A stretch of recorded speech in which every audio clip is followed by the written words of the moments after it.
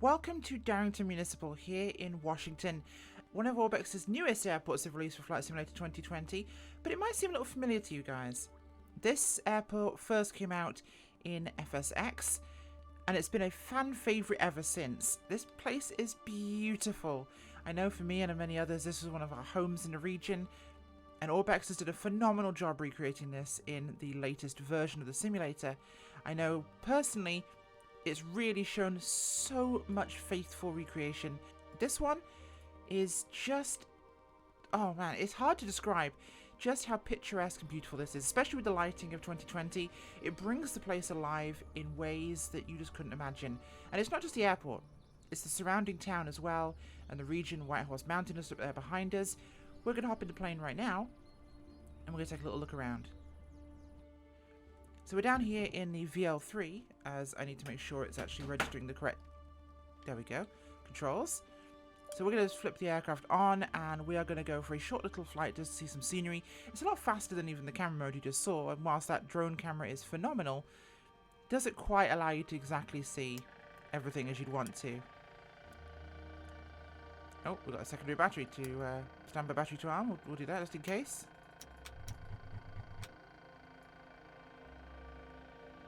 What have I screwed up this time? There we go. There's always something I tend to forget. As soon as I start recording, I tend to become special.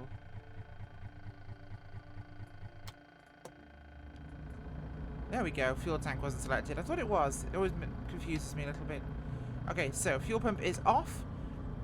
And we're here. Let's make sure the throttle is closed. And because of stupid pushback animation where it literally shoves that thing into your light aircraft, we're not going to bother. We're just going to hopefully taxi forward and not clothesline this lady with the wing. Well, not a lot anyway. So I chose the VL3 because of the great visibility we have with this aircraft. I will say the Orbx airports have a huge advantage in 2020 in that the performance is so much nicer. And now I remember why I didn't set this to Ultra, because there's a weird fluff. If you look at forward here, look at the edge of the cockpit there. Look at how that's being weird. Yeah? I mean, I have a 2070 Super 2700X, 32 gigs of RAM. I shouldn't experience a graphical glitch like that. And that's specific to this model of aircraft, actually, in 2020. That on Ultra, it fluffs like that when it doesn't in any other. Weird, huh? It could be how their glass is modelled at its lower extreme. In fact, I think that is exactly it. Something hopefully they'll fix in the near future, but we can ignore that for now.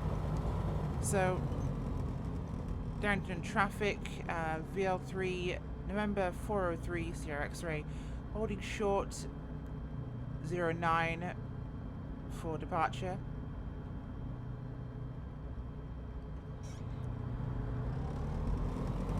Darrington traffic, 03, Sierra X-ray, taking off 10, not 9. There we go. Let's get her out of here. The runway feels much narrower than it did in FSX, I'll give it that. There's a slope halfway down, I remember. And we're airborne.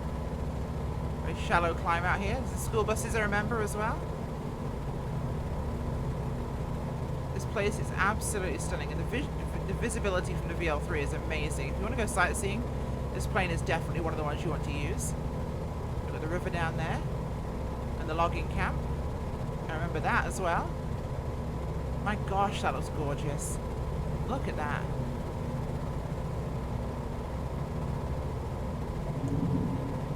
Alright, let's pull the gear up. And we are cruising.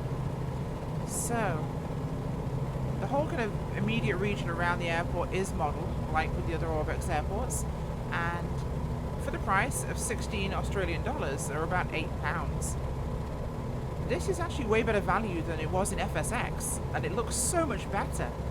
Like, that's incredible. I got mine through FTX Central, like I do all my Orbx products, rather than the actual marketplace. Just force of habit, I choose to get them that way because at least I know where they're coming from, and I also have access for any updates much faster. There is a small lag on the marketplace at the moment in terms of what Microsoft provides to you, and updates are not quite as current as they'd like to be. So look at this. Not only is the autogen ridiculously dense, but this could literally be the real region. I struggle to compare this to the FSX one because it is so drastically different. So much higher quality. And performance is a lot better. I'll give it that much at least. The mountains are phenomenal. The region looks stunning. This is the perfect hopping off point if you want to fly places in the Pacific Northwest. There's the little town of Darrington. I can't wait for the rest of the PNW airports to come out. Now, whilst I love this airport in the region, in FSX, I didn't fly in the PNW airport area as much because Orbx airports in FSX were horrible in terms of performance for FSX. It was either airport or scenery density, and I tended to want to go for scenery density and flew out of the bush airports, so I wasn't as bothered. But with 2020, you can enjoy both with no performance impact. Literally none. Like, the Orbx airport has no impact. And that's one of the things I'm so excited about with 2020 is add-on scenery really doesn't hurt the sim. Yes, the sim has its own performance issues right now that we're aware of, but it has no impact when you add additional scenery. So there's the town, and look at that. It's literally like flying over the real place. That is stunning. The river models were done gorgeously, and that's one thing that's bugged me with a couple of airports like Santa Barbara. There is a couple of river poly issues nearby because it didn't quite model everything but the airport. So that's that, and there's one or two other little places, but this is modelled in perfect detail. I can imagine taking a bush plane down that small river and just enjoying the sights.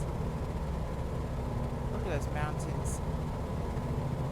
I'm looking forward to the patch that's coming most likely this or next week from Microsoft, which should help increase performance. That's one thing they've mentioned in the actual dev notes, that sim performance will be a major factor they'll be working on. Now, I have a high-end machine. This machine should destroy this game on Ultra. And it's more than playable. But it could definitely stand to be better. Like, I shouldn't get stutters or micro issues, performance. A lot of people are out there making YouTube videos on how to fix that, and most of those things are either completely non-functional, psychosomatic, or relevant. And honestly, the best thing to do is to wait for Microsoft to fix it, which they will. It's definitely something on their schedule of things to work on. So let them do their job, frankly. Okay, so we're rolling her in now. I'm going to enter the pattern and fly around and land on 10 again. Got a school there. Got a little hospital with the helipad in town. So once helicopters do come to the sim, there is the helipad in town that you remember from FSX. Pop the gear down. Look at this. It's just the quality of visuals in 2020 blows me away every time that you can get this sort of fidelity, and it just is mind-blowing. This is quite a tight pattern, so this could be a problem for me, but we should be fine. Especially with such a narrow little runway compared to so many other places. Alright, just maintain our altitude. We'll pop the flaps. And it should be a pretty short trip base to final.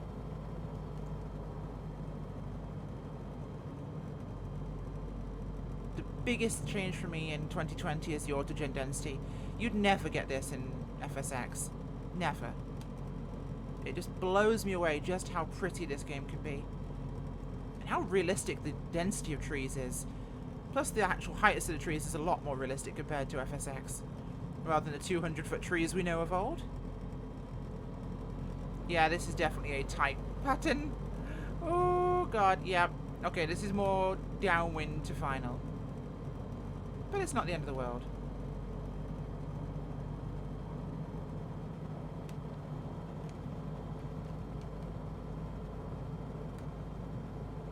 Touchdown for the hump.